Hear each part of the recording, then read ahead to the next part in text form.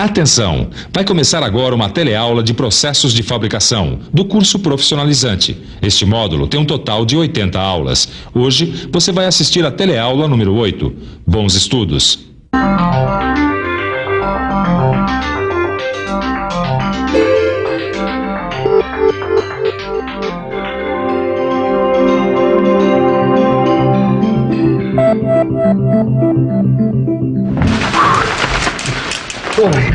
Desculpa, tudo bom? Tudo bem, Caio, que chuva, hein? Nem me fale. Vem cá, tô tentando ligar aqui a manhã inteira, não tô conseguindo. Tá quebrado teu telefone? Ih, tá mudo mesmo. Vai ver que é por causa dessa chuva aí. Com certeza. Mas aí, o que é que manda, Caio? Eu tava lendo um artigo sobre laminação e de repente eu vi lá extrusão e trefilação. Aí pegou pesado. Extrusão e trefilação. Sabe que sem esses dois processos de conformação mecânica, você não ia conseguir telefonar, nem hoje, nem nunca. Porque não existiriam os cabos telefônicos.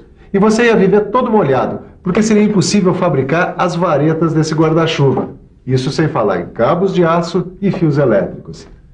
Extrusão e trefilação. Estes são os assuntos da nossa teleaula de hoje. Nessa teleaula, você vai conhecer a extrusão e a trefilação. Vai acompanhar as etapas dos dois processos e vai conhecer algumas características dos produtos extrudados e trefilados. Pois é, se o produto tem um perfil de formato complicado, o processo de fabricação é a extrusão. Agora, se o que se quer fabricar são rolos de arames, cabos ou fios elétricos, aí a gente tem que falar em trefilação. E você? Quer saber mais? Então se liga porque a nossa teleaula está começando.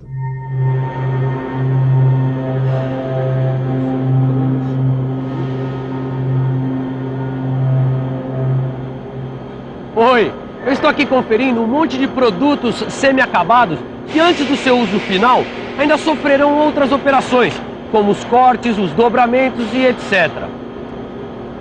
Esses produtos aqui passaram por um processo de fabricação, mas a coisa começou um pouco antes. Este material aqui passou pelo processo de fundição, só então ficou pronto para a etapa que a gente vai aprender agora, a extrusão. No processo de extrusão, um bloco de metal passa através do orifício de uma matriz depois de receber pressão de um êmbolo.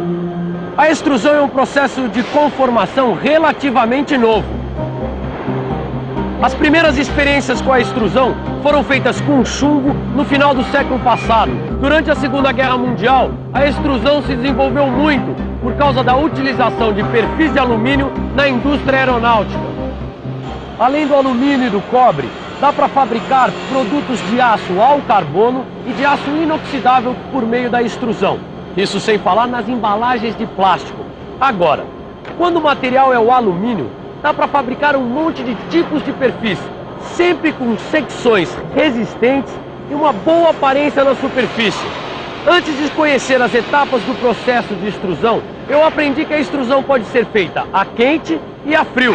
Só aí então eu fiquei por dentro.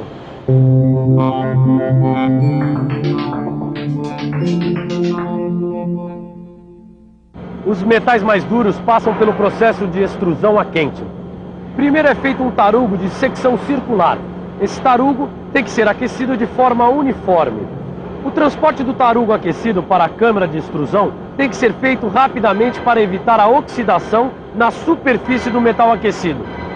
Agora que o tarugo está aquecido e apoiado diante da câmara de extrusão, o pistão é acionado e o material é empurrado para dentro da câmara. O pistão recua e a câmara se afasta para a retirada do disco e da parte restante do tarugo. Finalmente, um disco raspador acionado pelo pistão remove os resíduos de óxido. Este perfil de cobre foi fabricado com a ajuda do processo de extrusão a quente. Neste caso, a temperatura de trabalho deve ser a mínima necessária para fornecer ao metal o grau de plasticidade correto, sem que haja oxidação do bloco de metal e das ferramentas. Pode ser que ocorra um sensível aquecimento do metal por causa da intensa deformação produzida durante a extrusão. Por isso, é fundamental que a temperatura máxima do processo seja inferior à temperatura de liquação, onde acontece a fusão do contorno dos grãos. Na extrusão a quente, as reduções de área são da ordem de 1:20. No caso desta barra aqui, sua área é de 100 milímetros quadrados e ela pode ter sua área reduzida e ficar assim, olha só, com 5 milímetros quadrados. O alumínio, que é um material mais dúctil, pode passar por extrusão a frio ou a quente, conseguindo reduções de área da ordem de 1:100. Na extrusão a frio, o material endurece por encruamento durante a deformação, porque os grãos de metal se quebram e aumentam as tensões na estrutura, que fica mais dura. Se a extrusão for a quente, os grãos se reconstituem após a extrusão por causa da alta temperatura. Ananias, eu estou reconhecendo aquelas duas representações ali. Aqui a gente pode ver os dois tipos de processos de extrusão. A extrusão pode ser direta ou indireta. Olha aqui. Na extrusão direta, que é a mais usada porque consegue perfis com formatos complexos, o bloco metálico que vai ser processado é colocado numa câmara ou num cilindro e empurrado contra uma matriz através de um pistão acionado por meios mecânicos ou hidráulicos. Na extrusão indireta, o êmbolo é oco e está ligado à matriz. A extremidade oposta da câmara é fechada com uma placa. O êmbolo oco empurra a matriz de encontro ao metal e ele sai em sentido contrário ao movimento da haste. Quer dizer então que com a extrusão não tem erro? Eu digo isso porque eu vi que a laminação apresenta alguns defeitos típicos do processo. Com a extrusão acontece a mesma coisa. Ela também apresenta alguns defeitos. Por exemplo, no processo de extrusão, a deformação não é uniforme por todo o tarugo. Pode ocorrer a formação de uma cavidade no centro da superfície em contato com o pistão. Este é um dos defeitos que podem ocorrer na extrusão. Neste caso, basta descartar a porção final do produto. Já o arrancamento é um defeito que se forma na superfície do produto e causa perda de material quando o produto passa muito rapidamente pela matriz. Aí é só diminuir a velocidade ou a temperatura de extrusão. Se aparecerem bolhas nas superfícies, a solução é eliminar os gases dissolvidos no metal líquido durante a fundição do tarugo.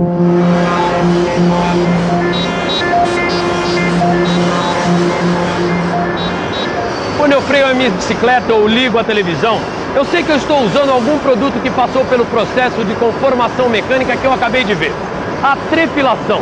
Com a trefilação é possível conseguir produtos de grande comprimento contínuo, seções pequenas, uma qualidade na superfície e um ótimo controle dimensional.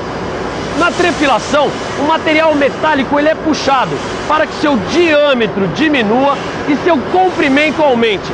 Normalmente, ela é feita a frio. Agora, para puxar o material metálico é preciso uma força e tanto. Em outras palavras... Existem máquinas de trefilar capazes de trabalhar a uma velocidade de até 900 metros por minuto. As máquinas de trefilar são compostas por várias bobinas e têm como objetivo reduzir o diâmetro do arame. Sua matéria-prima é o fio-máquina. Este é preso por garras de tração que vão puxar o material para que fique com o diâmetro desejado e deve ser apontado como um lápis para facilitar a passagem pela fieira. Antes de se transformar num cabo de freio, o fio-máquina passou primeiro pela fieira. Vamos ver agora o que é fieira. Fieira é uma ferramenta cilíndrica que contém um furo no centro por onde passa o fio. Veja que o diâmetro do furo vai diminuindo e fica com o formato de um funil. Aqui a gente pode ver um ângulo maior que o ângulo de trefilação, que facilita a lubrificação e a passagem do material, porque diminui o atrito entre o fio e o cone de trabalho. Aqui a gente vê o cilindro de calibração, que ajusta o diâmetro do fio. E finalmente o cone de saída, que permite a saída livre do fio. Agora que a gente já viu de perto a fieira, vamos conhecer as etapas do processo de trefilação. Tudo começa na laminação e usinagem para a produção do fio-máquina. Depois, o fio-máquina passa por uma decapagem mecânica ou química que retira os óxidos da superfície do fio-máquina. E chega a hora do processo de trefilação. Se for necessário restabelecer a ductilidade, o material passa por um tratamento térmico de recozimento. Existem dois tipos de máquinas de trefilar. A mais comum é que faz a trefilação sem deslizamento via seco. Veja que o fio é puxado e depois de passar pelo furo da fieira, vai para uma bobina que acumula o fio antes de liberar a sua movimentação em direção a uma segunda fieira, onde o processo se repete quantas vezes forem necessárias para se conseguir a bitola desejada para o fio. No final, o fio é enrolado numa bobinadeira. Aqui a gente vê o funcionamento da máquina que faz a trefilação com deslizamento via úmida. Ela é usada para a trefilação de fios metálicos de pequeno diâmetro. Veja que o fio parte de uma bobina, passa por uma roldana e segue alinhado até a primeira fieira. Quando sai da fieira, o fio é puxado por um anel tirante e é enrolado nele com um número de voltas que dependa da força do atrito necessária para tracionar o fio através da primeira fieira. O movimento helicoidal do fio provoca seu deslizamento lateral pelo anel e o sistema prossegue para as outras fieiras e anéis. Ô, Ananias, pra que você vai usar esses fios de arames que você me pediu, hein? Bom, eu juntei esse material aqui para a gente poder falar um pouco sobre as características e defeitos dos produtos trefilados. Os produtos trefilados se caracterizam pelo seu grande comprimento e pequena seção transversal.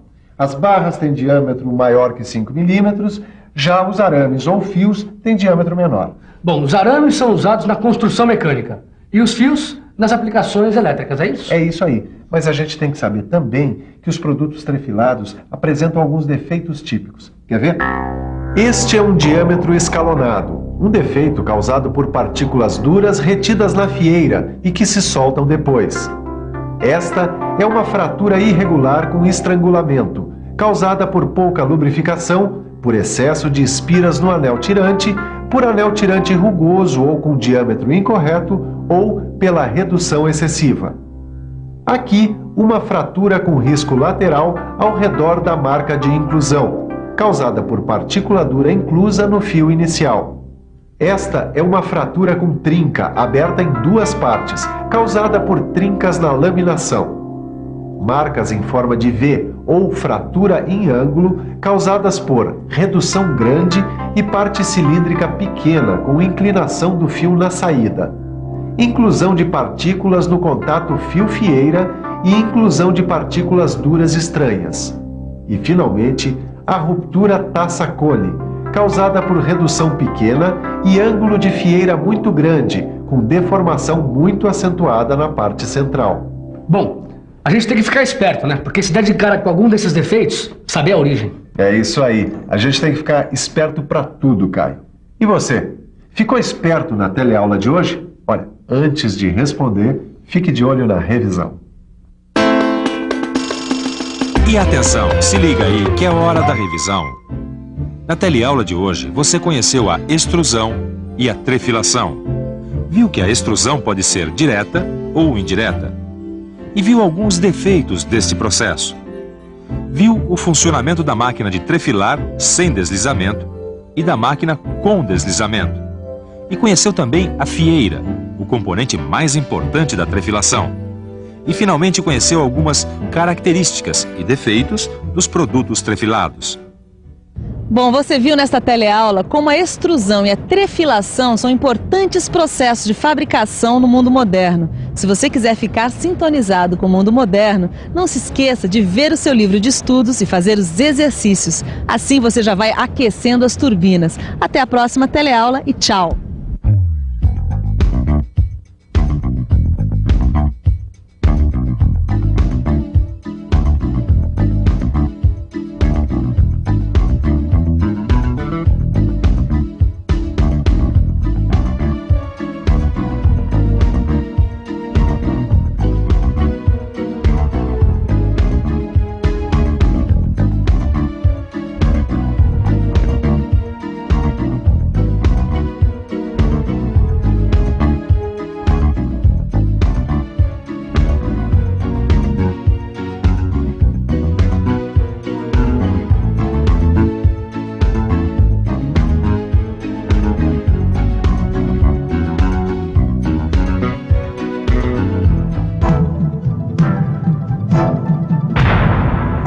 Telecurso 2000, um programa de educação do Sistema Fiesp e da Fundação Roberto Marinho.